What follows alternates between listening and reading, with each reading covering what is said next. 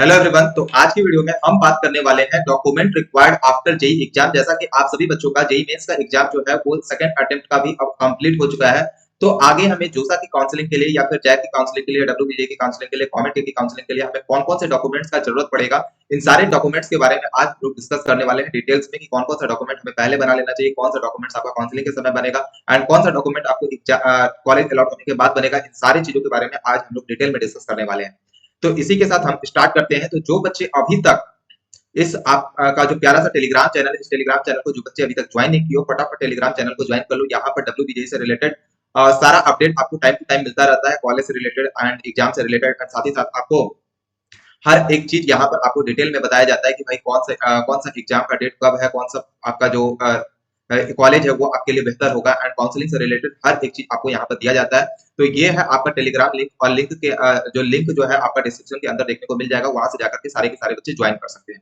तो इसी के साथ स्टार्ट करते हैं आज की वीडियो को। तो सबसे पहला जो डॉक्यूमेंट आपको नीडेड होगा वो है भाई आपका 2 पासपोर्ट साइज फोटोग्राफ। ठीक है, और ये जो पासपोर्ट साइज फोटोग्राफ होगा, ये कौन सा ग्राफ पासपोर्ट साइज फोटोग्राफ होगा, तो जब आप कॉलेज के लिए जब जाओगे, ठीक है, तो वहां पर जो काउंसलिंग के पहले आपको जो फोटोग्राफ अपलोड करना है वो फोटोग्राफ सिमिलरली ऐसा होना चाहिए जो कि आप जब जेईई मेंस का एग्जाम का फॉर्म फिलअप कर रहे थे या फिर जेईई एडवांस का जो एग्जाम का फॉर्म फिलअप करोगे तो उस समय में जिस टाइप का आपको जो फोटोग्राफ आपने डाला है उसी का फोटोग्राफ आपको चाहिए, बस बहुत है। तो आपका बैकग्राउंड कलर चेंज हो सकता है या फिर कुछ मतलब कलर का चेंज जा सकता है। ऐसा नहीं कि अगर आप उस समय में फोटो अगर डाले हो, बाल वाला फोटो डाले हो, और अभी आप काउंसलिंग के वक्त बिना बाल का फोटो डाल देते हो तो उस समय में बहुत दिक्कत आ सकती है। तो इसलिए आप हमेशा उसी फोटो को यूज करें जो फोटो आपने जेईई मेंस के एग्जाम का फॉर्म भरने के लिए आपने यूज किया है, उसी फोटो को आप जोसा काउंसलिंग के लिए भी यूज करें। ठीक है, अब देखो 2 फोटोज का नीड होता है भाई एनआईटी, जीएफटीआई एंड आईआईटी के अंदर, ट्रिपल आईटी के अंदर एडमिशन लेने के लिए।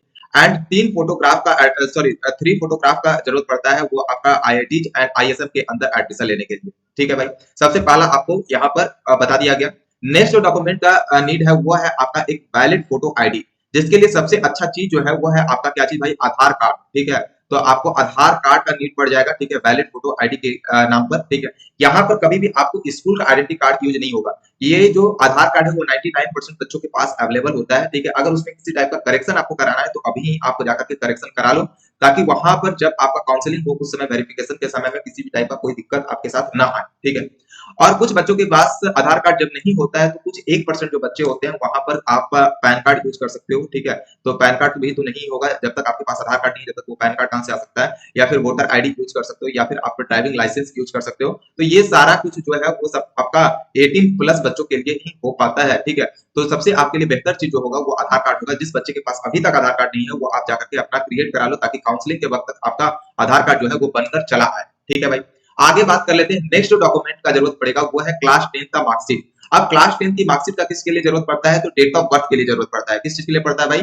डेट ऑफ बर्थ के लिए जरूरत पड़ता है। ठीक है, क्लास 10 का मार्कशीट आपको डेट ऑफ बर्थ के लिए जरूरत पड़ता है। ठीक है, आगे बात कर लेते हैं क्लास 12 की मार्कशीट। ठीक है, क्लास 12 का मार्कशीट बहुत सारे बच्चों का एग्जाम जो हुआ है, कई सारे बच्चे ड्रॉपर होंगे तो उनके पास तो मार्कशीट अवेलेबल होगा, एंड कई सारे बच्चों के पास अभी मार्कशीट अवेलेबल नहीं होगा क्योंकि बहुत सारे बच्चों का अभी रिजल्ट नहीं आया है। लेकिन कोई बात नहीं, अभी आपका जो एग्जाम है वो आपका जेईई एडवांस का एग्जाम बचा हुआ है, उसके बाद जोसा की काउंसलिंग स्टार्ट होगी। तो जोसा की काउंसलिंग के समय तक, मतलब आपका जून तक आपका जो रिजल्ट है, मार्कशीट है, वो आपको मिल जाएगा। वो सारे ही बोर्ड का लगभग आपको जून तक मार्कशीट जो है वो अवेलेबल हो जाता है, मिल जाता है। ठीक है भाई, आगे बात करते हैं। नेक्स्ट नेक्स्ट जो डॉक्यूमेंट का जरूरत पड़ता है वो है आपका बैंक चेक और इमेज ऑफ पासबुक। अब बोलोगे भैया इस चीज का क्यों जरूरत पड़ता है। ठीक है, तो बैंक चेक और इमेज ऑफ पासबुक का जरूरत, देखो बैंक मतलब पासबुक का फोटोकॉपी या फिर चेक का फोटोकॉपी का जरूरत हमें क्यों पड़ता है, तो जब आपको कॉलेज जब अलॉट होता है, ठीक है, सबसे पहला अगर जैसे मान लो फर्स्ट कोई कॉलेज अलॉट हुआ, ठीक है, फर्स्ट कॉलेज अलॉट हुआ, तो वहां पर जाकर आपको क्या करना पड़ता है, फर्स्ट राउंड में जैसे कॉलेज अलॉट हुआ तो आपको सीट एक्सेप्टेंस फीस को पे करना पड़ता है। ठीक है, सीट एक्सेप्टेंस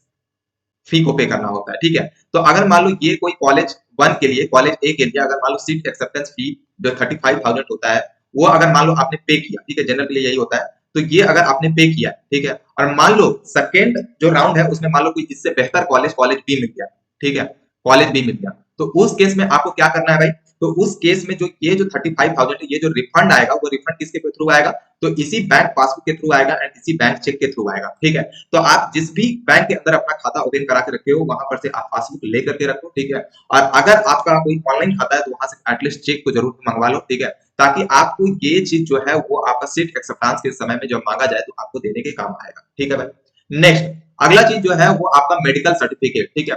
मान लीजिए देखो जब जोसा की काउंसलिंग होती है ना, तो उस समय में एडमिशन के समय में, ठीक है, आपको मेडिकल सर्टिफिकेट जमा करना होता है, ठीक है। और उसका जोसा एक फॉर्मेट देता है जो कि अभी तक रिलीज नहीं हुआ है। जोसा 2024 का जो है फॉर्मेट वो रिलीज नहीं हुआ है कि हम प्रीवियस ईयर का फॉर्मेट लेकर के आए हुए हैं, ठीक है। तो इसी टाइप का कुछ फॉर्मेट होता है और इस फॉर्मेट को एक अच्छे डॉक्टर के पास आपको ले जाना होता है जो जिसका रजिस्ट्रेशन हुआ हुआ होता है, ठीक है। ऐसा नहीं कि हम झोला छाप डॉक्टर के पास चले जाएं जिसका रजिस्ट्रेशन ऑलरेडी कंप्लीट है, वहां पर जाकर के हम लोग ये वाला चीज को बनवाते हैं, ठीक है। और इस चीज को बनवाने से क्या होता है कि यहाँ पर पूरा सब कुछ लिखा होता है कि भाई हाँ पूरा हेल्थ आपका सही है या नहीं है, अगर गड़बड़ है तो किस चीज में गड़बड़ है, ताकि उसके हिसाब से आपके ऊपर मतलब वो देखा जा सके, मतलब किसी भी टाइप का डिफिकल्टी ना आए आपको कॉलेज लाइफ के अंदर। इसलिए ये चीज जो है बहुत इंपॉर्टेंट होता है। इसके अंदर आपका सही सही ब्लड ग्रुप डाला जाता है, इसके अंदर जो भी आपका चेस्ट का जो भी मतलब मेजरमेंट होता है वो डाला जाता है, आपकी लंबाई कितना, हाइट कितना है वो जाना जाता है, डाला जाता है। Everything will be fill in this form, ठीक है। तो ये चीज अभी आपको बनाने की जरूरत नहीं है, जब जोसा इस फॉर्मेट को रिलीज करेगा उस समय में आपको इसमें बनाने की जरूरत पड़ेगी, ठीक है भाई। आगे बात कर लेते हैं जेई मेंस का एडमिट कार्ड। बहुत सारे बच्चे जब एग्जाम दे लेते हैं उसके बाद एडमिट कार्ड को फेंक देते हैं, ठीक है। लेकिन जेई मेंस का रैंक कार्ड जितना इंपॉर्टेंट है उतना ही एडमिट कार्ड भी इंपॉर्टेंट है, ठीक है। और इस दोनों ही चीज का जरूरत पड़ता है आपको जोसा की काउंसलिंग के बाद, जब आपको काउंसलिंग कराते समय तो जरूरत पड़ेगा ही, और साथ ही साथ आपको जिस समय में कॉलेज के अंदर जाओगे वेरीफाई कराने के लिए, ठीक है, कॉलेज वेरिफिकेशन के लिए जाओगे, उस समय भी आपको इस सारे चीजों को लेकर के जाना होता है, वो एडमिट कार्ड हो या रैंक कार्ड हो, दोनों ही चीज को लेकर के जाना होता है।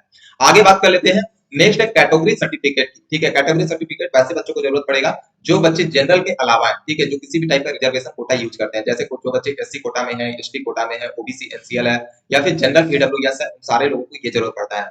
अगर आप लोगों को इसका प्रॉफिट नहीं पता होगा ना भाई कि जनरल ईडब्ल्यूएस का क्या प्रॉफिट है, तो कभी आप जाकर के कट ऑफ जाकर के चेक कर लेना लास्ट ईयर का जेईई एडवांस का, ठीक है। लास्ट ईयर का जेईई एडवांस का कट ऑफ आप जाकर के चेक कर लेना। अगर मान लो आपको कोई सीट जो है वो अलॉट होता है ओबीसी एनसीएल कोटा से, ठीक है भाई, ओबीसी एनसीएल कोटा से, ठीक है। और ये जो चीज बना होना चाहिए वो आफ्टर 1 अप्रैल का बना होना चाहिए, आफ्टर 1 अप्रैल का बना होना चाहिए, ठीक है। 1 अप्रैल 2024 का बना होना चाहिए, तभी जाकर के ये वैलिड होगा, ठीक है। तो ये जो चीज बनेगा, ठीक है, ओबीसी एनसीएल, ठीक है। तो अगर इससे मान लो अगर मान लो कोई सीट आपको मिला हो, ठीक है, और अगर मान लीजिए आपके पास ये जो चीज है ये चीज अवेलेबल नहीं, तो उस केस में जो आपका सीट है वो सीट आपसे क्या कर लिया जाएगा भाई, छीन लिया जाएगा, ठीक है, छीन लिया जाएगा। तो इसलिए आपको अभी से ही इस चीज को प्रिपेयर करके रखना है ताकि आपसे कोई भी सीट आपसे छीन न लिया, ठीक है भाई। आगे बढ़ते हैं नेक्स्ट पीडब्ल्यूडी सर्टिफिकेट। बहुत सारे बच्चे होते हैं, ठीक है, बहुत सारे बच्चे नहीं कर सकते, मतलब 1% जीरो जीरो मतलब 0.01% कुछ बच्चे होते हैं जिनको कुछ ना कुछ मतलब डिसेबिलिटीज होती है, तो उसके लिए पीडब्ल्यूडी सर्टिफिकेट का यूज होता है, ठीक है। और इससे काफी फायदा होता है। अगर आप जेईई मेंस के अंदर बैठ भी गए हो ना, ठीक है, और जो भी तुम आपके पास हल्का फल्का भी एफर्ट है उसको लगा दिए, तो आपको अच्छा से अच्छा कॉलेज के अंदर जैसे कि एनआईटी तिरछी हो गया, ठीक है, एनआईटी तिरछी हो गया, इसके अंदर आपको सीएससी तक मिल जाता है, ठीक है। तो इसलिए ये जो बच्चे मतलब इसके अंदर आते हैं वो अपना सर्टिफिकेट जरूर से जरूर बनवा लें, ठीक है। इस टाइप का कुछ फॉर्मेट होता है जो कि जोसा के द्वारा रिलीज किया जाता है भाई, ठीक है। जैसे ही काउंसलिंग का डेट वगैरह आएगा सारा डॉक्यूमेंट रिलीज कर दिया जाएगा। आगे बढ़ते हैं इसी के साथ, कुछ बच्चे जो होते हैं वो बाहरी मतलब बाहर में बच्चे पढ़ाई कर रहे होते हैं या फिर बाहर से एडमिशन कराते हैं, तो उन सारे बच्चों को ये ओसीआई एंड पीआईओ यूज होता है, ठीक है। जो बच्चे फॉरेन नेशनल होते हैं, ठीक है, उन सारे बच्चों के लिए ये पासपोर्ट का यूज होता है, ठीक है। तो ये भी डॉक्यूमेंट बहुत ही इसेंशियल है। तो जो भी बच्चे फॉरेन नेशनल के हैं वो भी बच्चे, वो सारे बच्चे इस पासपोर्ट को भी बना लें, ठीक है, क्योंकि इसे भी यूज आएगा, ठीक है भाई।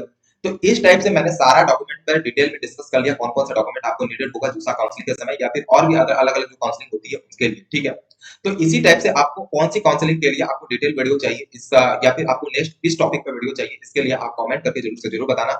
और अगर वीडियो अच्छा लगा हो, हेल्पफुल लगा हो, तो चैनल को जरूर से जरूर सब्सक्राइब करें एंड लाइक करें और ज्यादा से ज्यादा बच्चों के पास शेयर करें एंड बेल आइकन को प्रेस जरूर से जरूर कर लेना। चलिए बच्चों, मिलते हैं नेक्स्ट वीडियो में, तब तक के लिए बाय बाय, टेक केयर, पढ़ते रहो, मुस्कुराते रहो एंड बचाते रहो, बाय।